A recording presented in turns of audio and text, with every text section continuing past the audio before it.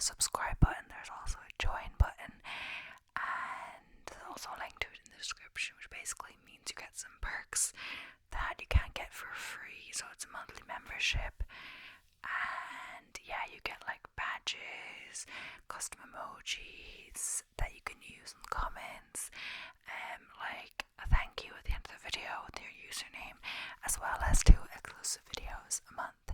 If you don't want to buy a subscription but you want to support the channel, you can always buy me a coffee, and the link is also in the description. So I know it's kind of annoying, but just a little intro to the whole thing if you don't already know, and lots of people don't read the description. But yeah, links are in the description, and yeah, I'm not wearing the headphones today just because I don't need to. It's not really off-putting out to hear my voice, and I realized even when I had the headphones on, I didn't really hear myself, and I was like, what's going on? I just realized yesterday that it was because I somehow turned the volume down on my recording, so I wasn't hearing the volume myself. I was still recording at the same volume, of course. But the other thing was, yeah, it's just because it's getting darker earlier when I'm doing it and stuff. So even now, I had a black jumper on. I mean, there's a bit of black here, but that's okay. I had a black kind of jumper that was like, well, it was black and white, but it was mostly black here. And sometimes when it gets dark and then you have to use green screen, it's hard for to get the software to distinguish between dark colors. So it has darker on the background, like the background gets darker because of how light hits it, or there's less light, and then that, like, it's hard to distinguish then like part of the black, or it will become see-through in the background on me. I don't want that. It's just because it's getting darker earlier, and I don't even know, like the other day when it was the time that I was filming at the end, the last 10 minutes, and I think we'll be getting to that time with this video, it even more maybe, the last 10 minutes were quite dark and hard to do, so yeah, but we worked it out. But so ideally we filmed this earlier, but yeah. So as well, if you notice my hair, yeah, I did curl it a little bit. I just have a curling iron, I never seem to use it, so I thought, why not? But do my hair quickly. But yeah, I think we'll get straight into it today, just because it's getting late. Like, no matter everything I'm doing, I was prepping some notes for this morning, but I could have gone quicker into filming this, because I realized after I was prepping notes it was taking a while, and I was like, how long is this? It was quite long, this case, so I'm splitting it into 2 parts. So I'm only filming the first part today, and if it was 2 parts today, it would be like, I think already dark by the time I'm done. This is quite a long one, but yeah, I'm also going to try to read more slowly. So I've kind of just picked out the part where I'm going to end on my notes, and I'm not sure how long it will take me to get there. Hopefully not much longer than 40 minutes or so. But yeah, but then again, even when on the one that I was reading fast, people said the last true crime case I did, the Crime Sisters, that was reading quite fast, and that's got about the same amount of notes, or this one has a little more notes halfway through. So it might be longer than that, which was 15 minutes. So honestly, hopefully I won't have to refilm the end of this tomorrow, but if I do, it's okay, because I have another video I can upload tonight. But yeah, you can already tell by the title, but this video is about the murder trial of O.J. Simpson. So basically, usually when I have a case, it's about the victims, and the kind of case about finding out what happened to them. Well, of course it's that too, but the kind of main thing is the murder trial of O.J. Simpson.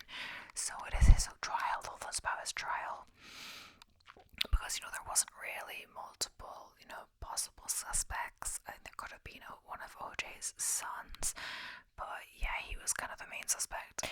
So this is about the murder of Nicole Brown Simpson, O.J.'s ex-wife, and her friend Ronald Goldman.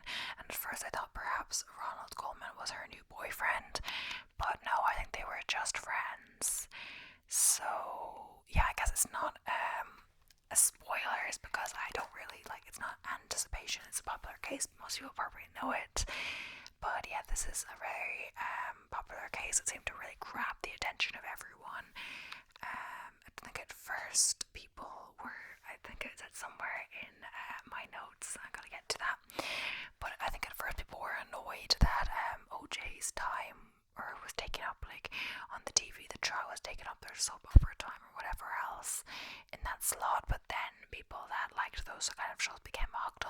trial, watching it on TV and all of that, or no, maybe not the murder trial, watching the chase. I think there was this video footage of like because he ran away from the cops and stuff as well. So a lot happens. I think we're only getting to the start of the first trial in this video, and the second video will be the second trial. But basically, yes, OJ was arrested for killing Nicole Brown and Ronald Coleman, but he was acquitted on the first trial. But then there was like a civil trial, or I believe, I haven't really got to the part of the notes near the very end, but basically where Ronald Goldman's family sued him for something. I'm not exactly sure the exact terms, but and he was found guilty this time. So it's kind of interesting or scary to think, like, what if they didn't do that and they just accepted that he was innocent, or that he wasn't going to go to jail for this crime, and then they never would have gotten justice for their son, or Nicole never would have gotten justice. So it's interesting. But yeah, I think the first verdict was not guilty in 1995, 3rd of October. But then there was a civil lawsuit filed by the Brown and Goldman families. Oh, it was a Brown family, so I'm not sure. Simpson was found responsible by a preponderance of the evidence for both deaths on February 4th, 1997. So it did take a little while, and they were killed in 1994. So yeah, I think we'll get straight into it because it's going to be kind of long. Obviously, the video, it depends how long the video is, like when I start talking. So I've also decided I'm going to try and talk more slowly, and if the hair is kind of big and annoying, but yeah, because I think like one of my only comments on my other video, I'm not sure if the crime sister one was all about me talking too fast, but yeah. So the O.J. Simpson trial. So O.J. Simpson's trial.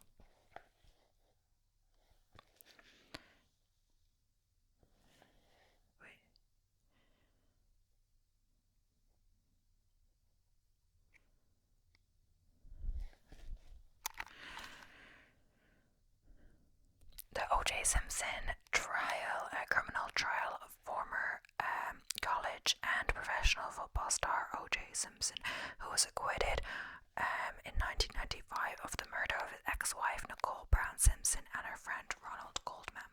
And yeah, it was so popular as well because O.J. was, of course, a famous or former famous professional footballer.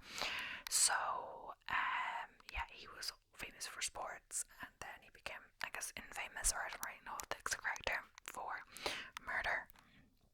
So it was one of the most notorious criminal trials in American history.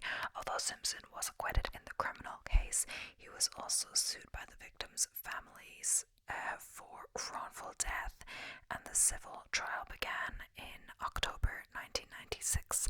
Less than 4 months later, the jury found him responsible for the deaths of Nicole Brown Simpson and Ronald Goldman, and awarded their families $33.5 million in damage. So we're going to start with some background on Nicole and Brown's marriage.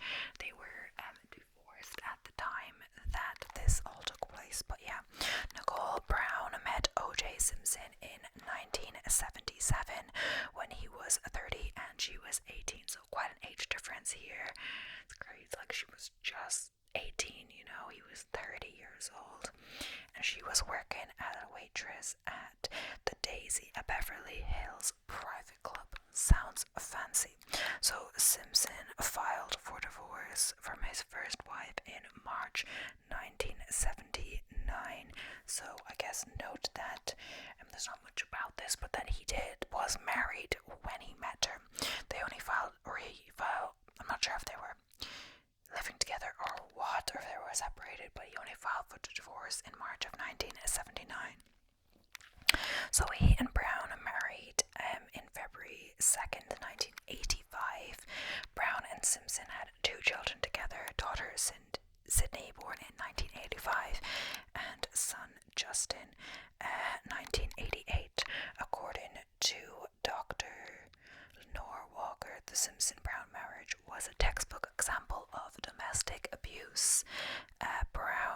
signed a prenuptial agreement and was prohibited from working while married. I don't really know why this is, but she wrote that she felt convicted about notifying the police of the abuse because she was financially dependent on Simpson. Brown described an incident in which Simpson broke her arm during a fight in order to prevent him from being arrested. She had told emergency room staff that she'd fallen off her bike. She wrote about him beating her in public during sex, and even I think beating her in public and then during sex, not in public, during sex, and even in front of family and friends. So it doesn't really seem the abuse is much of a secret, you know. Of the 62 incidents of abuse, the police were notified 8 times, and Simpson was arrested once, so quite a low out of all the times he did abuse her. On February 25th, 1992, Brown filed for divorce, citing irreconcilable differences. Brown said that Simpson stalked and harassed her after they divorced, an intimidation tactic meant to force the victim to return to the abuser. She documented an incident in which he spied on her having sex with her new boyfriend. Afterwards, Brown said she felt her life was in danger because Simpson had threatened to kill her if he ever found her with another man. She drafted a will. Brown telephoned Sojourn, a woman's shelter, on June 8th, 1994. She was considering staying at the shelter because she was afraid of what Simpson might do to her, as she was refusing his pleas to reconcile their marriage. She reported a set of keys missing from her house a few weeks earlier. The keys were later found on Simpson when he was arrested for the murders of Brown and Ron Goldman. So, yeah. So, then it's a Frogman. So, this is Simpson's completed a film pilot for Frogman. So, it's like a TV series. So, it's a bit about that and how that could be related to the murder.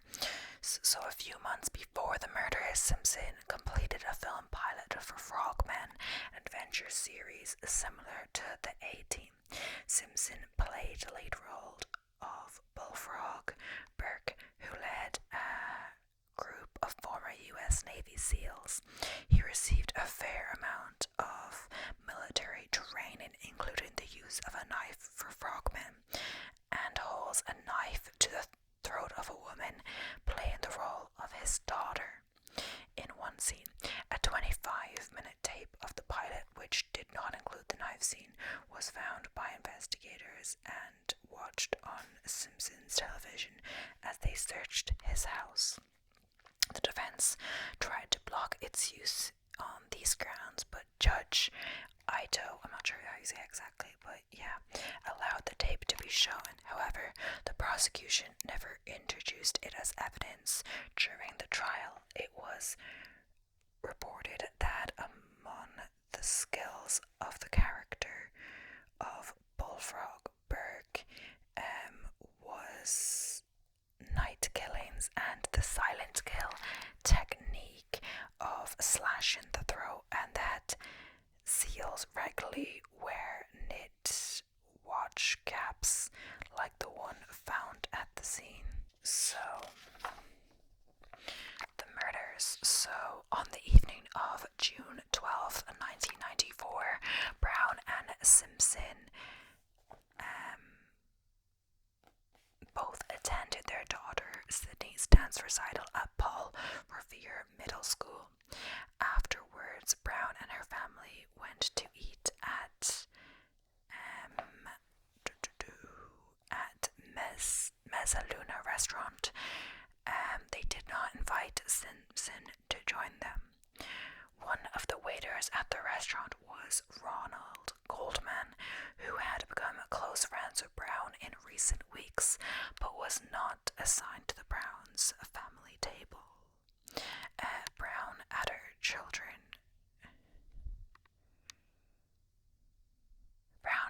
children then went to Ben and Jerry's before returning to Brown's condominium in Bundy Drive, Brentwood. The manager of Mezzaluna recounted that Brown's mother telephoned the restaurant at 9:37 p.m. about a pair of lost eyeglasses. The manager found the glasses and put them in a white envelope, which Goldman took with him as he left for the restaurant at the end of his shift at 9:50 p.m., intending to drop it off at Brown's place. Meanwhile, Simpson ate takeout food from McDonald's with Cato Kalin.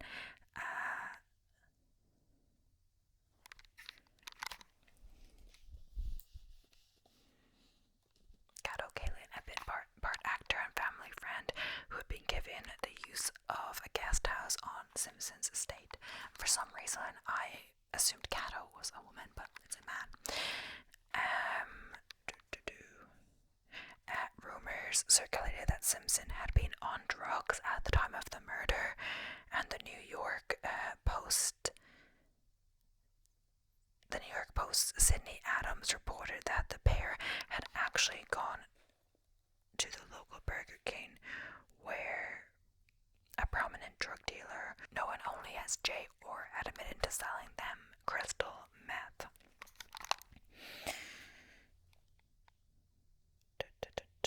So Brown's neighbors testified that they heard profuse barking coming from outside throughout the night, beginning around 10:15. Around 10:55, a dog walker who lived a few blocks away from Brown came across Brown's Acta dog barking in the street outside her home. The Acta, whose legs were covered in blood, followed the man home. He tried to walk the dog back to where it was found, but the dog resisted. Later on, he left the Akita with a neighboring couple who offered to keep the dog overnight. As the dog was agitated, the couple decided to walk it back to where it had been found. Around midnight, as they reached the area where the Akita had been found, the dog stepped outside Brown's home and the couple saw Brown's body lying outside the house. Police were called to the scene and found Goldman's body near Brown's. The front door to Brown's condominium was open when the bodies were found, but there were no signs that anyone had entered the building by breaking in or otherwise. Brown's body was lying face down and barefoot at the bottom of the stairs leading to the door. The walkway leading to the stairs was covered in blood, but the soles of Brown's feet were clean.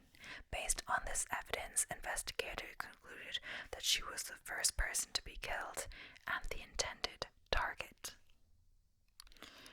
She had been stabbed multiple times in the head and neck, but there were few defensive wounds on her hands, implying a short struggle to investigators.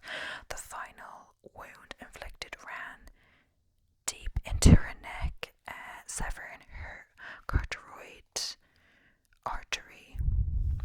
A large bruise in the center of her upper back with a corresponding footprint on her clothing indicated to investigators that after killing Goldman, the assailant returned to Brown's body, stood on her back, pulling her head back by the hair and slit her throat. Her larynx could be seen through a gaping wound in her neck, and vertebrae C3 was incised. Brown's head barely remained attached to her body.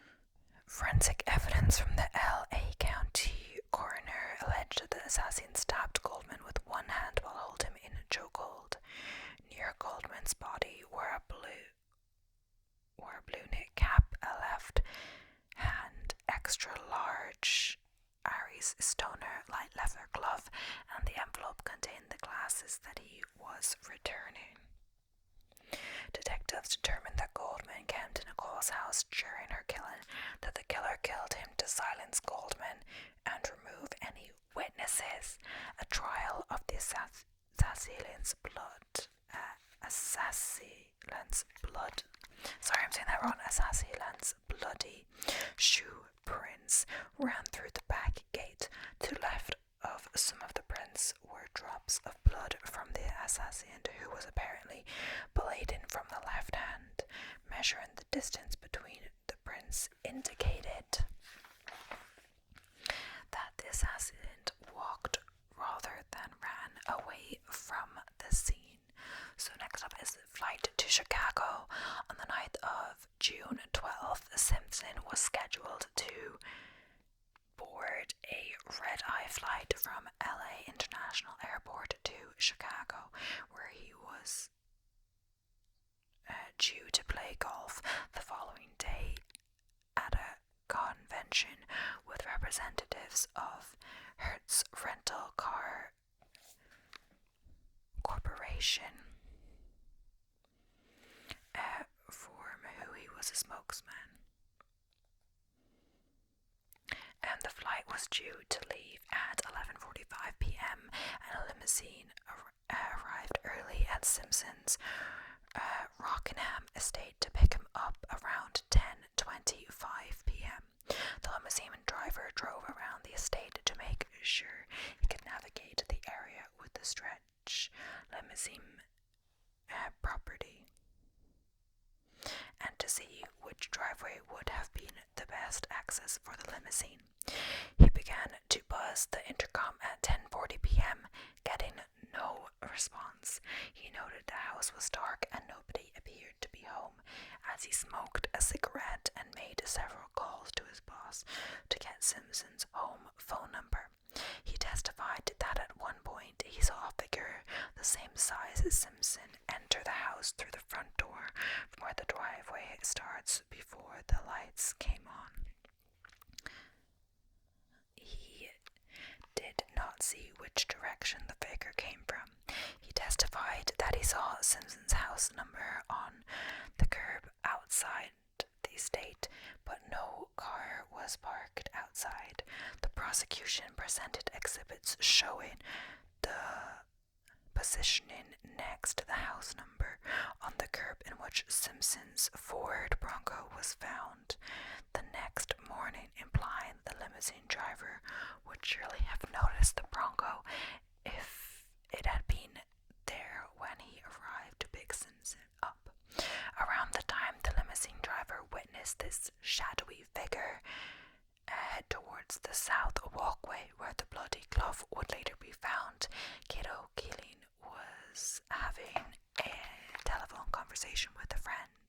At approximately 10:40 p.m., something crashed into the wall of the guest house Kaylin was staying in, which he described as 3 thumbs, and which he feared was an earthquake. Kaylin hung up the phone and ventured outside to investigate the noises, but did not go directly down the dark south pathway from which the thumbs had originated. Instead, he walked to the front of the property where he saw the limousine parked outside. Kaylin let the limousine in, and Simpson finally came out through the front door a few minutes later, claiming he had overslept.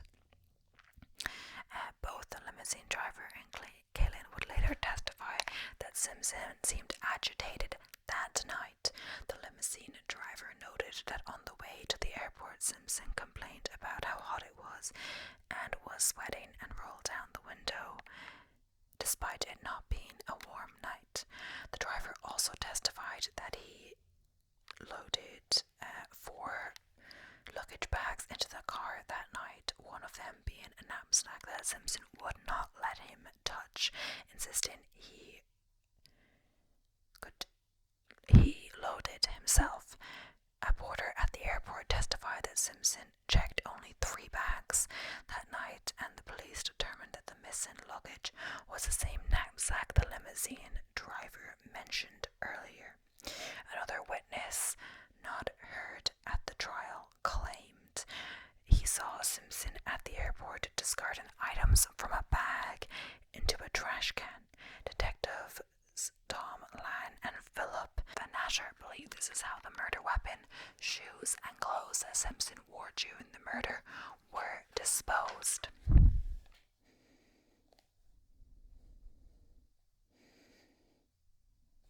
Simpson was running late but caught his flight. A passenger on the plane and the pilot testified to not noticing any cut or wounds on Simpson's hands.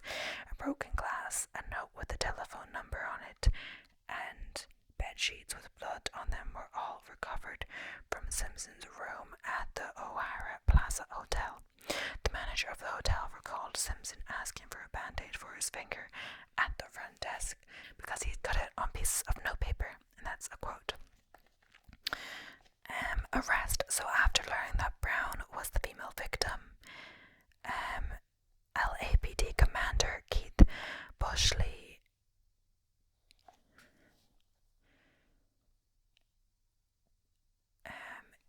LAPD Commander Keith Bushy ordered detectives Tom Lan, Philip Van Natter, Ron Phillips, and Mark Frogman to notify Simpson of her death and to escort him to the police station to pick up the former couple's children who were asleep in Brown's condominium at the time of the murders. The detectives buzzed the intercom at Simpson's estate for over 30 minutes, but received no response. They noted that Simpson's car was parked in an awkward angle, with its back end out more than the front, and there was blood on the door, which they feared meant someone inside might be hurt. Van Natter instructed Furman to scale the wall, unlock the gate to allow the other three detectives to enter. The detectives would argue they entered without a search warrant because of exigent circumstances, specifically out of fear that someone might be injured. Furman briefly interviewed Caitlin, who told the detective that the car belonged to Simpson and that earlier that night he had heard thumps on his wall. In a walk around the premises to suspect what may have caused the thumps, Furman discovered a blood-stained right-hand glove, which was determined to be the mate of the left-hand glove found next to the body of Goldman. The evidence was determined to be probable cause to issue an arrest warrant for Simpson. Phillips testified that when he called Simpson in Chicago to tell him of Brown's murder, Simpson sounded very upset, but was oddly unconcerned about the circumstances of her death. Phillips noted that Simpson only asked if the children had seen the murder of Brown's body, but was not concerned about whether the assassins had harmed the children either. The police contacted Simpson at his home on June 13th and took him to Parker Center for questioning. Lan noted that Simpson had a cut on a finger on his left hand that was consistent with where the killer was bleeding from, and asked Simpson how he got the cut. At first, Simpson claimed he cut his finger accidentally while in Chicago. After learning of Brown's death, Lan then informed Simpson that blood was found inside his car, and at this point, Simpson admitted he cut his finger on June 12th, but said he did not remember how. He voluntarily gave some of his own blood for comparison with evidence collected at the crime scene and was released. On June 14th, Simpson hired a lawyer, Robert Shapiro. Who began assembling Simpson's team of lawyers, referred to as the Dream Team. Shapiro noted that an increasingly distraught Simpson had begun treatment for for depression. The following day's preliminary results from DNA testing came back with matches for Simpson, but the district attorney delayed filing charges until all results had come back. Simpson spent the night between June 16th and 17th at the San Fernando Valley home of friend Robert Kardashian. Shapiro asked several doctors to attend to Simpson's purported fragile mental state. On June 17th, detectives recommended that Simpson be charged with 2 counts of first-degree murder with special circumstances of multiple killings. After the final DNA results came back, the LAPD notified Shapiro at 8:30 a.m. that Simpson would have to turn himself in that day. At 9:30 a.m., Shapiro went to Kardashian's home to tell Simpson that he would have to turn himself in by 11 a.m., an hour after the murder charges were filed. Simpson told Shapiro that he wanted to turn himself in, to which the police agreed, believing that someone as famous as Simpson would not attempt to flee. The police agreed to delay Simpson's surrender to noon to allow him to be seen by a mental health specialist, as he was showing signs of suicidal depression. He had updated his will, called his mother and children, and written 3 sealed letters, one to his children, one to his mother, and one to the public. More than 1,000 reporters waited for Simpson's purple walk at the police station, but he did not arrive as stipulated. The LAPD then notified Shapiro that Simpson would be arrested at Kardashian's home. Kardashian and Shapiro told Simpson this, but when the police arrived an hour later, Simpson and Al Cowlins had disappeared. The 3 sealed letters Simpson had written were left behind. At 1:50 p.m., Commander Dave Gasson, LAPD chief spokesperson, publicly declared Simpson a fugitive. The police issued an all-points bulletin for him and an arrest warrant for Cowlins. So the suicide note at 5 p.m., Kardashian and one of his defense lawyers read Simpson's public letter. In the letter, Simpson sent greeting to 24 friends and wrote, "First, everyone understand I had nothing to do with Nicole's murder." He described the fights with Brown and their decision not to reconcile their relationship, and asked the media as a last wish not to bother his children. He wrote to his then girlfriend Paula Barbier, probably saying that wrong, "I'm sorry we're not going to have our chance. As I leave, you'll be in my thoughts." It also included "I can't go on," an apology to the Goldman family. The letter concluded, "Don't feel sorry for me. I have had a great life, great friends. Please think of the real OJ and not this lost person." Most interpreted this as a suicide note. Simpson's mother collapsed after hearing it, and reporters joined the search for Simpson. At Kardashian's press conference, Shapiro said he and Simpson's psychiatrist agreed with the suicide note interpretation. Through television, Shapiro appealed to Simpson to surrender. So now, Bronco chase. So news helicopters searched the LA highway system for Cowlins' white Ford Bronco. At 5:51 p.m., Simpson reportedly called 911. The call was traced to the Santa Ana freeway near Lake Forest. At around 6:10 p.m., a motorist in Orange County notified California Highway Patrol after seeing someone believed to be Simpson riding in a Bronco on the I-5 freeway heading north. The police tracked calls placed by Simpson on his cell phone.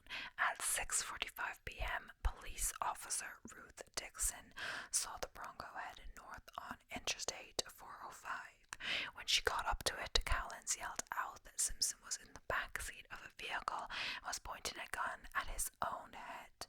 The officer backed off but followed the vehicle at 35 miles per hour, or 56 kilometers per hour, with up to 20 police cars following her in the chase.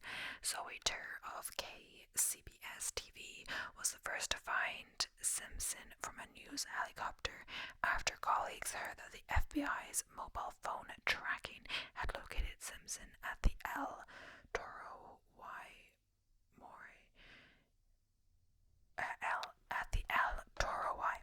More than 9 news helicopters eventually joined the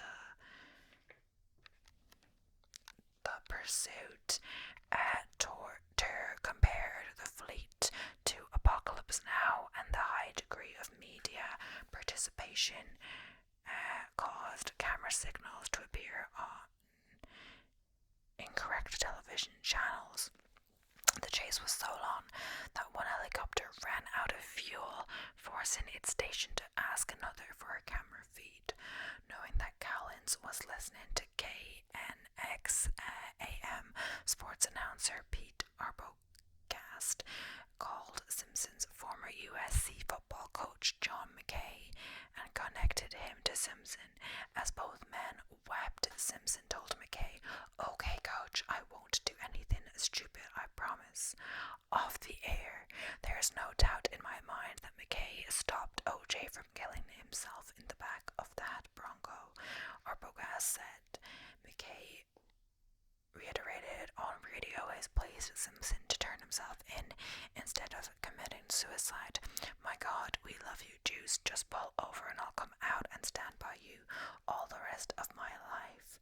Walter Payton, Vince Evans, and others from around the country also pleaded with Simpson over radio to surrender. At Parker Center, officials discussed how to persuade Simpson to surrender peacefully. Lan, who had interviewed Simpson about the murders on June 13th, realized that he had Simpson's cell phone number and called him repeatedly. A colleague hooked a tape recorder up to Lan's phone and captured a conversation between Lan and Simpson in which Lan repeatedly pleaded with Simpson to throw the gun out of the window for the sake of his mother and children. Simpson apologized for not turning himself in earlier that day and said, "I need the gun for me." Cowlins' voice is overheard in the recording. After the Bronco had arrived at Simpson's home, surrounded by police, pleading with Simpson to surrender and end the chase peacefully, LA streets emptied and drink orders stopped as people watched on television. Every television network showed the chase. ABC, NBC, CNN, and local news outlets interrupted regularly scheduled programming to cover the incident, watched by an estimated 95 million viewers nationwide. Only 90 million had watched that year's Super Bowl, to just show you how grand the scale of this really was. While NBC continued coverage of Game 5 of the NBA Finals between the New York Knicks and the Houston Rockets at Madison Square Garden, the game appeared in a small box in the corner while Tom Bronco covered the chase. The chase was covered live by ABC anchors Peter Jennings and Barbara Walters on behalf of the network's 5 news magazines, which achieved some of their highest ever ratings that week. During the ABC broadcast,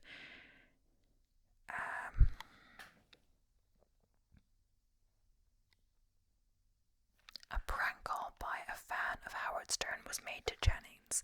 The chase was also broadcast internationally, with Kanson's relatives in France and China seeing him on television.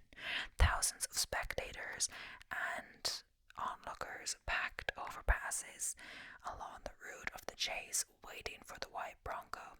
In a festival-like atmosphere, many had signs urging Simpson to flee. Spectators shouting, "Go, OJ, go," the famous slogan from Simpson Hertz commercials, and encouraging the actions of possibly suicide murder suspect, outraged Jim Hill among those broadcasting pleas to their friend to surrender.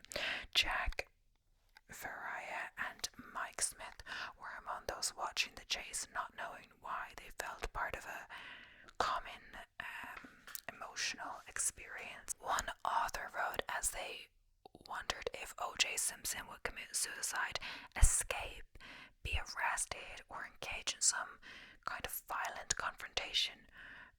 Whatever might ensue, the shared adventure gave millions of viewers a vested interest, a sense of participation, a feeling of being in the inside of a national drama in the making.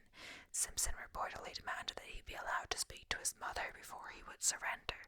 The chase ended at 8 p.m. at his Brentwood estate, 15 miles, 80 kilometers further, where his son Jason ran out of the house, gesturing wildly, and 27 SWAT officers awaited.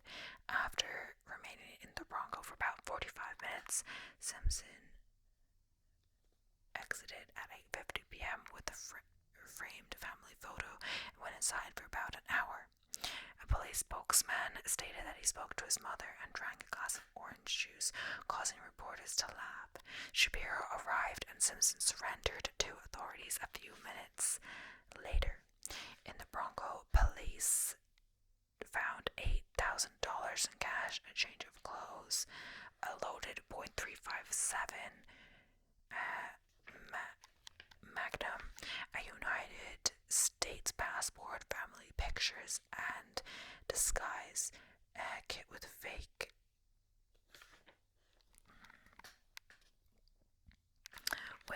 goatee and mustache. Simpson was booked at Parker Center and taken to Men's Central Jail. Cowlins was booked on suspicion of harboring a fugitive and held on a $250,000 bail. The Bronco chase, the suicide note, and the items found in the Bronco were not presented as evidence in the criminal trial.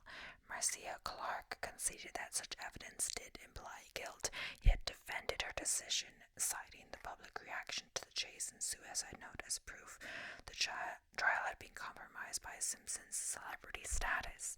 Most of the public, including Simpson's friend Al Michaels, interpreted his actions as an admission of guilt, yet thousands of people encouraged him to flee prosecution and were sympathetic to his feelings of guilt. So now we're moving on to the preliminary hearing. On June 20th, Simpson was arraigned and pleaded not guilty to both murders and was held without bail. The following day, a grand jury was called to determine whether to indict him for the two murders, but was dismissed on June 23rd as a result of excessive media coverage that could have influenced its neutrality.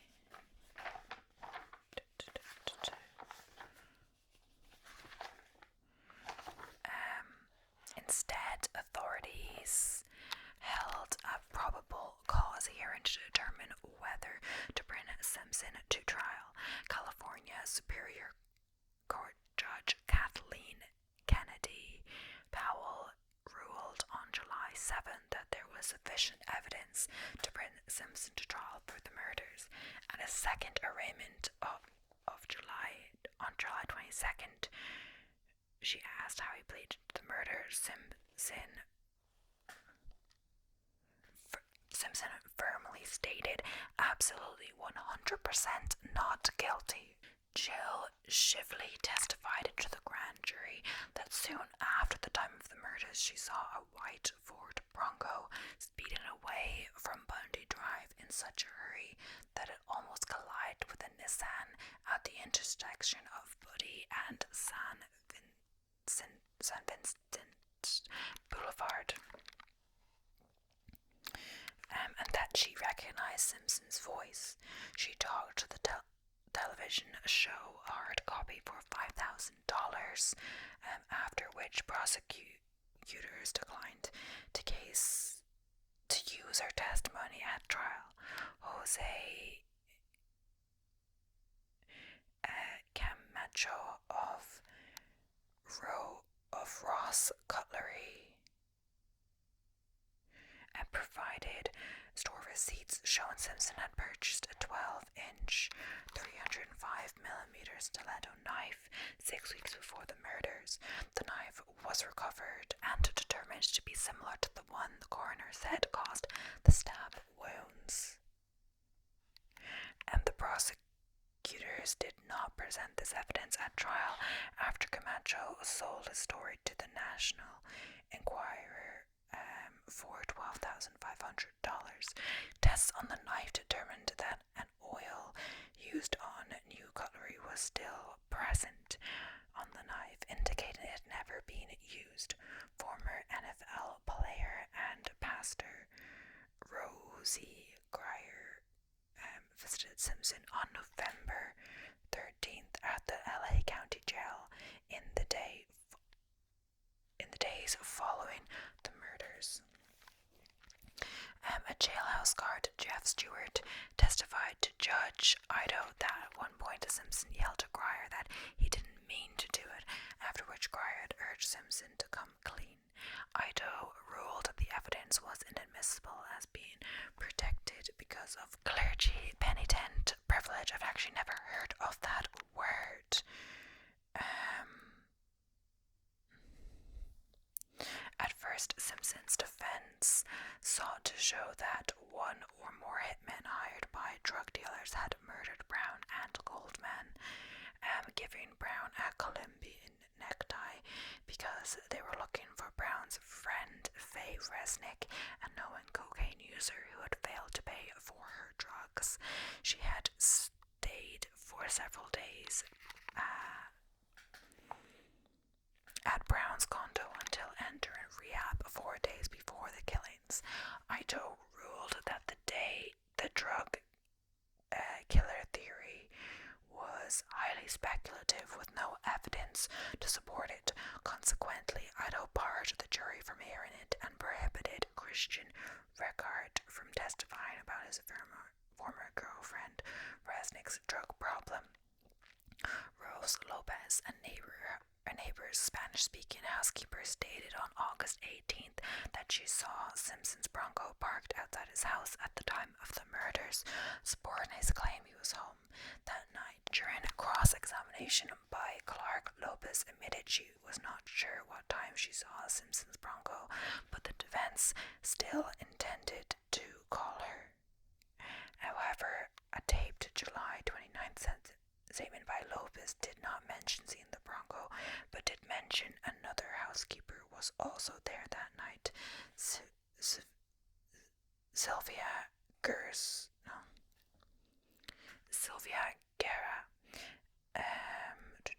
Prosecutors then spoke with Guerra, who said Lopez was lying and claimed the defense offered both housekeepers $500 to say they saw the Bronco that night. When Ido warned the defense that Guerra's claim, as well as the earlier statement, not mention the Bronco and the tape where Clark claims that Lopez is clearly being coached on what to say, will be shown to the jury if Lopez testifies, they dropped her from the witness list. So now moving on to some media coverage. When the trial began, all of the networks were getting these hate mail letters because soap operas were being interrupted for the Simpson trial. But then what happened was the people who liked soap operas got addicted to the Simpson trial, and they got really upset when the Simpson trial was over, and people would come up to me on the street and say, God, I loved your show. And that was Marcia Clark who said that in 2010. So the murders and trial, the biggest story I've ever seen, said a producer of NBC. today received extensive media coverage from the very beginning. At least one instant book was proposed 2 hours after the bodies were found and scheduled to publish only a few weeks later. The case was a seminal event in the history of reality television. The LA Times covered the case on its front page for more than 300 days after the murders. The nightly news broadcasts from the big three television networks give more airtime to the case than to the Bosnian War and the Oklahoma City bombing combined. The media outlets served an enthusiastic audience. One company put the loss of national productivity from employees of following the case instead of working at $400 billion. The Tonight Show with Jay Leno aired many skits on the trial, and the Dancing Idols, a troupe of dancers dressed as the judge, was a popular recurring segment. According to Howard Kurtz of the Washington Post, the acquittal was the most dramatic courtroom verdict in the history of Western civilization. Participants in the case received much media coverage. Limo driver Park said the media offered him $100,000 but refused as he would be removed as a witness. Fans approached Clark at restaurants and malls, and when she got a new hairstyle during the trial, the prosecutor received a standing ovation on the courtroom steps. While Cochran, Bailey, and Dershowitz were already well known, others like Kaylin became celebrities, and Resnick and Simpson's girlfriend Paula Berea appeared in Playboy. The issue of whether to allow any video cameras into the courtroom was among the first issue Judge Ido had to decide, ultimately ruling that live camera coverage was warranted. Ido was later criticized for the decision by other legal professionals. Dershowitz said that he believed that Ido, along with others related to the case, such as Clark, Frogman, and Kaylin, was influenced to some degree by the media presence and related publicity. The trial was covered in 2,237 news segments from 1994 through 1997. Ido was also criticized for allowing the trial to become a media circus and not doing enough to regulate court proceedings. So now we're moving on to the trial.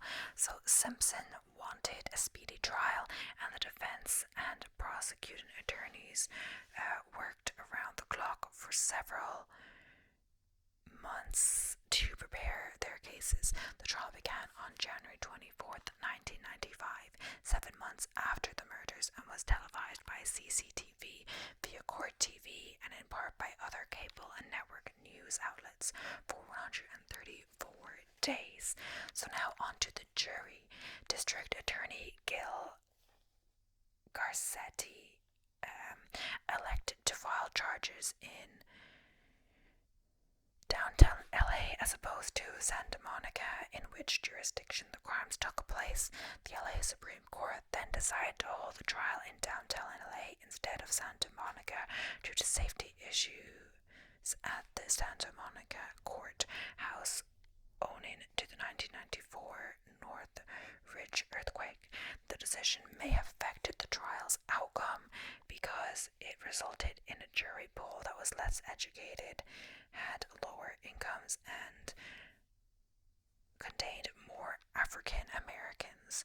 Richard Gabriel, a jury consultant for Simpson, wrote that more educated jurors with higher incomes were more likely to accept the validity of DNA evidence and the argument that domestic abuse is a prelude to murder. Gabriel noted that African Americans were far more likely than other minorities to be receptive to claims of racially motivated fraud by the police. So, theory. The prosecution argued that the domestic violence was within the Simpson-Brown marriage culminated in her murder. Simpson's history of abusing Brown resulted in their divorce and his pleading guilty to one count of domestic violence in 1989. On the night of the murders, Simpson attended a dance recital with his daughter and was reportedly angry with Brown because of a black dress that she wore, which he said was tight. Simpson then's girlfriend Paula Beria wanted to attend the dance recital with Simpson, but he did not invite her. After the recital, Simpson returned home to a voicemail from Beria, ending their relationship. According to the prosecution, Simpson then drove over to Brown's home in his Ford Bronco to reconcile the relationship as a result, and when Brown refused, Simpson killed her in a final act of control. Goldman then came upon the scene to return some eyeglasses and was murdered as well to silence him and remove any witnesses. Afterwards, the prosecution said that Simpson walked to his Bronco and drove home where he parked it and walked into his house. Then he took off his blood-stained clothes, put them in the knapsack except his socks and gloves, put clean ones on, and left towards his limousine. At the airport, prosecution said that Simpson opened the knapsack or removed the clothes, Bruno Magli's shoes, and the murder weapon, and threw them in the trash before putting the knapsack in one of his suitcases and headed towards his flight. So now, domestic violence. So the prosecution opened its case by calling LAPD 911 dispatcher Sharon Gilbert and playing a 4-minute 911 call from Brown on January 1st, 1989, in which he expressed fear that Simpson would physically harm her, and Simpson himself is even heard in the background yelling at her and possibly hitting her as well. The officer who responded to that call, Detective John Edwards, testified next that when he arrived, a severely beaten Brown ran from the bushes where she was hiding and to the detective screaming, "He's going to kill me, he's going to kill me," referring to Simpson. Pictures of Brown's face from that night were then shown to the jury to confirm his testimony. That incident led to Simpson's arrest and eventual pleading of no contest to one count of domestic violence, for which he received probation for 1 year. LAPD officer and longtime friend of both Simpson and Brown, Ron Shipp, testified on February 1st, 1995, that Simpson told him the day after the murders that he did not want to take a polygraph test offered to him by the police because, and then it's a quote, "I've had a lot of dreams about killing her. I really don't know about taking that thing." The jury dismissed Shipp's claims after defense attorney Carl E. Douglas accused him of being an alcoholic who was testifying against Simpson because he wanted to promote his acting career. The prosecution then called Brown's sister to the witness stand. She tearfully testified to many episodes of domestic violence in the 1980s when she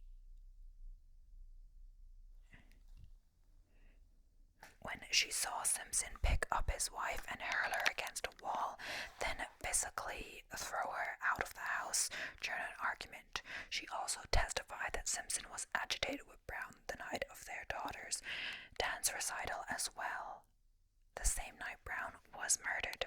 Although a home videotape taken immediately after the dance recital showed a cheerful Simpson being given a kiss by Brown's sister, Kat O'Callaghan, Incorporated Brown's sister, claimed that Simpson was upset with Brown because of the black dress she wore, which she says was tight. The prosecution planned to present 62 separate incidents of domestic violence, including 3 previously unknown incidents Brown had documented in several letters she had written and placed in a bank safety deposit box.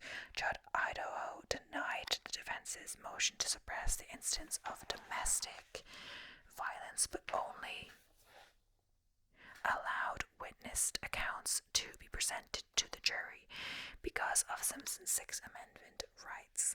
The letters Brown had written and the statements she made to friends and family were ruled inadmissible as hearsay because Brown was dead and unable to be cross-examined.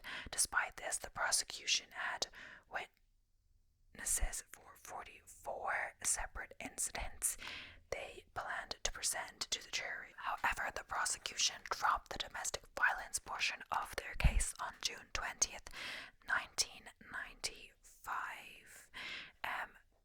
Marcia Clark stated it was because they believed the DNA evidence was insurmountable, but the media speculated it was because of the comments made by dismissed juror Jeanette Harris. Christopher Darden later confirmed that to be true. Harris was dismissed on April 6th because she failed to disclose she was a victim of domestic abuse from her ex-husband. So that is the end of today's video. It is not complete, you are right, but this is only a part 1 of 2 parts of the video. I'm not sure how long the second part will be, but this should be already over an hour for sure. So we are going to do another day, and I haven't finished the notes yet, but yeah, it won't be like tomorrow, I believe, but hopefully it will be in less than a week for you guys. So yeah, I hope you enjoyed this case. It's a very sad case, of course, and very long case. It seems like there's so much evidence against him and all of this, but still he got acquitted. But you know, then again, he did get arrested and put in jail afterwards in the second case. But it's crazy to think that if the families of the victims didn't file the civil case against him, then he never would have been arrested or found out, really, because apparently he couldn't be like tried again or done again because of some amendment or right or something like that. We'll get into that more in the next one. But yeah, thank you so much for watching. If my hair is different, or if the thin angle or the height of the camera is different, it's because this bit is the second day I filmed it because it was getting dark in the first one. I had 15 minutes filmed yesterday, so I had to refilm that, and then I've also added 25 minutes on, so it would definitely have been way too dark to film yesterday, and that's about halfway through my notes. But the next video might be a little less longer, but who knows. I also tried to read slower, so that could have been an account, but hopefully I'm still getting used to it and everything. But yeah, thank you so much for watching. I hope you enjoyed. Please don't forget to like, comment, and subscribe if you haven't already. It means the world to me. Helps more than you know. So thank you, and I will see you in the next one, and stay tuned for part 2. So bye for now.